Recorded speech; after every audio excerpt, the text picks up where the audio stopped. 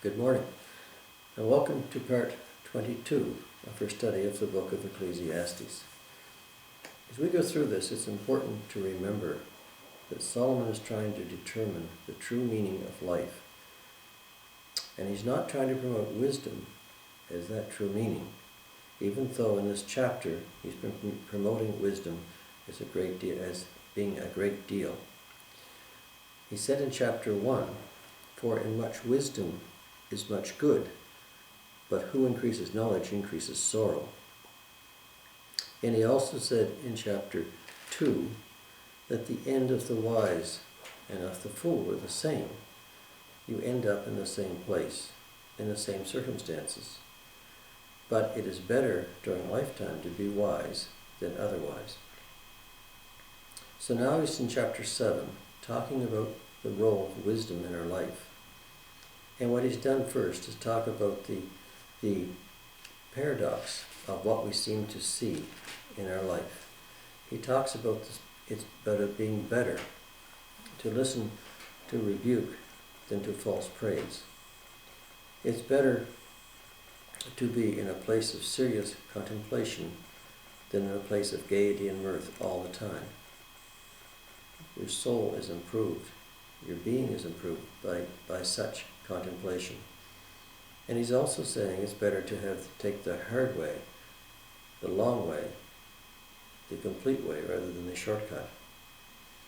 These are some of the things which in our minds sometimes are paradoxical. But then he gives us the idea where wisdom gives us a proper perspective on this. And in this last lesson we talked about the fact of the way that wisdom is important.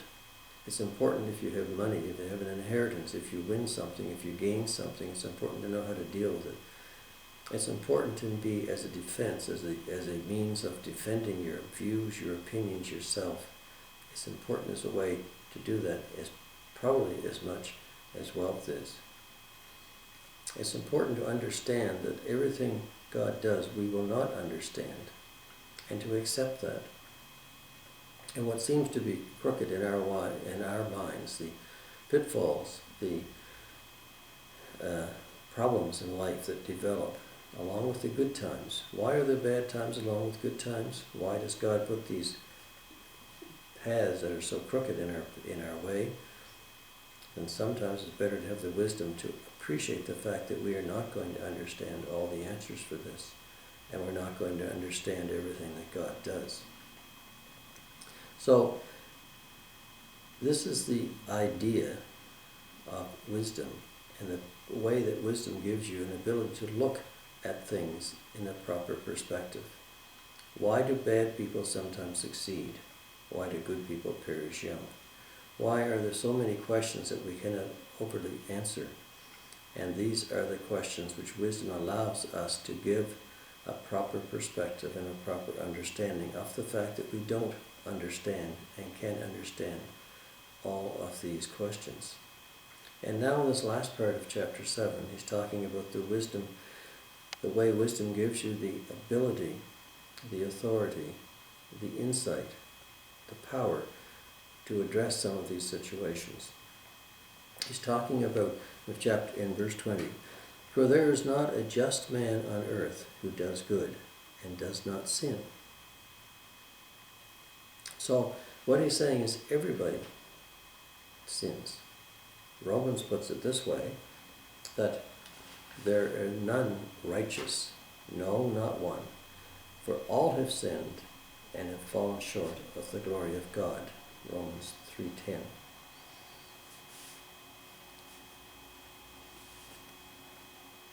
So we have to understand that no one in this world is perfect.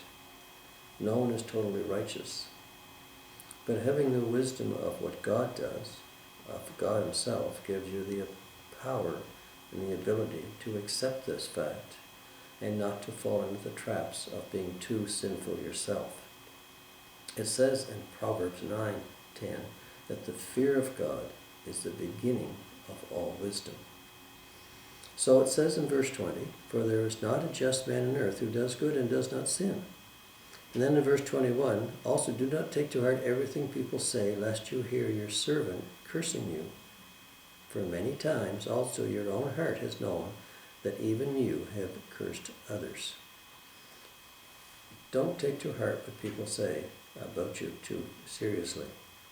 Because you know yourself that what they have done, you have also done many times. No one is perfect. No one goes without some kind of sin. And we criticize others, sometimes without meaning, sometimes without being serious, but still the criticism, if known to others, can be hurtful. So therefore, do not accept what people say about you with any great seriousness, because you probably have said some things about others. One person said that I don't pay much attention to what people say to me, because I know myself that if they really knew me, I know more about myself, and what they say about me is not nearly as bad as it could be. Therefore, don't judge others. It says that in Matthew 7 verse 1, judge not, that you be not judged. Or in Titus chapter 3 verse 2, speak evil of no one. And James 3:2, for we all stumble in many things. So what Solomon is saying here, don't take to heart. Don't take seriously what people say about you if it's always negative, or if it is negative, because you probably have said negative things about others. And many times this is not meant to be serious. Many times this is sometimes said just on the spur of the moment without thinking. So don't take it to heart, because you yourself know that you have also said things about others that probably were not complimentary and in the best mood. And Solomon says in verse 23, all this I have proved by wisdom. So Solomon is saying that he has the wisdom to understand the things he has just said about no one being righteous, and that people have been talking or do talk. So he says, I've known this by wisdom. And even though I've tried to be wise in these things many times, I have failed. My wisdom has not proven satisfactory to me, and I do not understand it all. I have tried to be wise, but I know by wisdom, I know by my own intelligence, that what I have said before is true. People are not all, no person is righteous, no person is without sin, and many people say things about others that people should not really take to heart. All this I have proved by wisdom. I said I will be wise, but it was far from me. So his wisdom has not always succeeded in allowing him to understand or to appreciate all that has been done. So there are problems in life that we're never going to really understand, and we have to encounter these things on a day-to-day basis, but we do not understand them even if we have the wisdom of Solomon. And this is what he says, as for that which is far off and exceedingly deep, for those events of life which are complex and sometimes very distant to our thoughts, who can understand it? Who can find it out? His point is that no one will really find it out. That these are things that we have to accept, and wisdom gives us the ability to accept that, to understand that there are certain things we're not going to understand completely.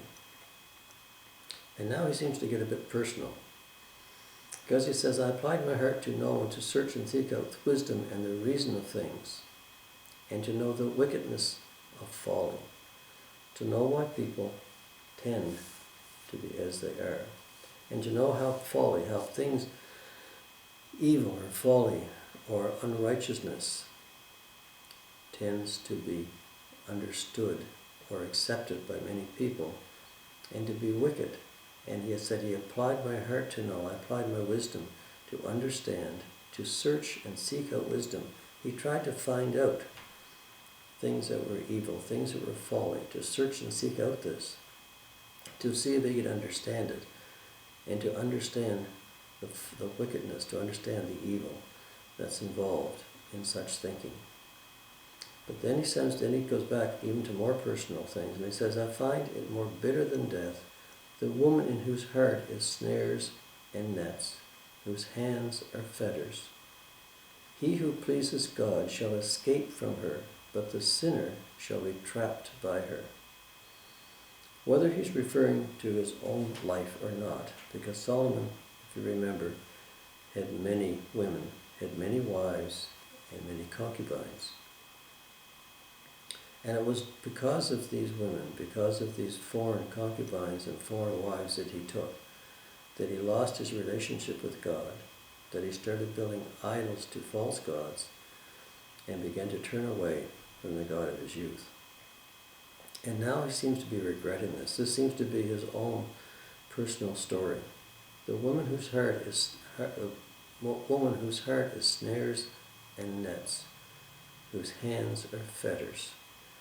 Women whose wiles, the women, what he's talking here probably are more the concubines, people who to serve themselves up as just being there for the pleasure of men. And the same thing applies sometimes in reverse. But those who are there for just the pleasure of men, who tend to lure others in, who tend to then combine them or sort of chain them into this type of relationship, which was meaningless, which does not have any real emotional attachment. It tends to call it, what he says here, it heart is snares and nets, whose hands are fetters. He who pleases God, who understands God's ways, will not be entrapped by this type of a relationship, will not get involved in this type of an affair, will not be involved in this type of a situation. So he, the man, he says, who pleases God, shall escape from this situation, but the sinner shall be trapped. The one who is into it, who gives into lust, who gives into the wiles of a woman, or vice versa, a woman who gives into the wiles of a man, will be trapped if they're not careful. And this is said, here's one thing I have found, says the preacher, adding one thing to the other to find out the reason, which my soul still seeks, but I cannot find. He is trying to understand the reason for this. He is trying to understand the purpose of all of this. It says in Proverbs 2:10-11, when wisdom enters your heart and knowledge is pleasant to your soul, discretion will preserve you, understanding will keep you, to deliver you from the way of evil, from the man or woman who speaks perverse things. So what he's saying is, here's what I have found, adding one thing to the other to find out the reason why this occurs, which my soul shall seek, but I cannot find, because he still is not understanding why such entrapments occur, why people become involved in such relationships.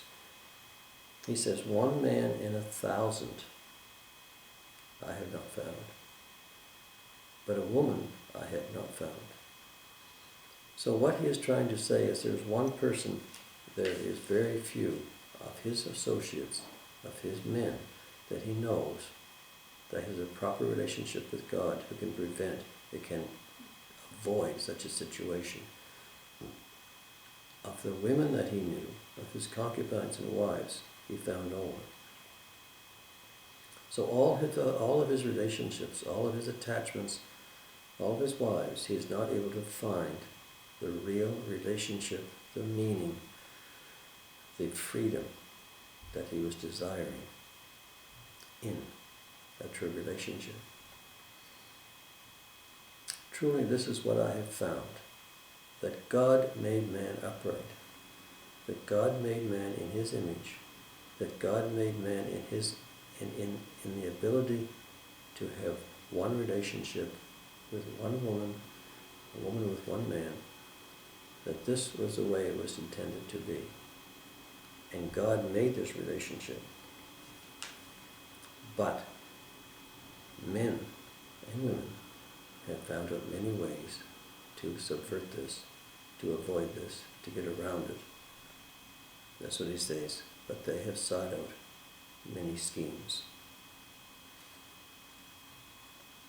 James 3:15 puts it this way, but the wisdom that is from above is first pure, then profitable, gentle, willing to yield, full of many and good fruits, without partiality and without hypocrisy. Illicit relationships ends up being hypocritical in many ways. Colossians 2:3 says, in Christ, in whom are hidden all the treasures and wisdom and knowledge. If you have Christ, you have the wisdom and the knowledge. If you truly have Christ, you have the wisdom and the knowledge of helping to understand, avoiding the pitfalls of life. The problems with people who are in charge, who do not have any ability to be sin-free, all the people we encounter, all the people we are involved with, the pitfalls and the problems with understanding all of the things that happen to us, the bad things, the good things, and those complex events which sometimes are beyond our understanding. Wisdom gives you the power to cope with all of these. And the true wisdom, first of all, comes from the fear of God, and then in Christ, who gives all the treasures of wisdom and of knowledge. And this is what Solomon is trying to say. It's important to have the wisdom to look at the perspective of things and have the power to deal with those things that occur in our life, but also the wisdom to know that there are many events, many things that happen that we will never understand because they're beyond our understanding. And it is said that God has a plan which is good, and a purpose which is clear, but a process which is mysterious. And this probably is what we should always remember. It's God's plan, not ours. So if we have the wisdom to understand what is good, what is evil, to avoid the pitfalls of life as much as possible, and to understand that we will not understand everything, then we will have the wisdom Solomon is talking about. So next week we'll get on to chapter 8. Thanks for watching. Goodbye for now.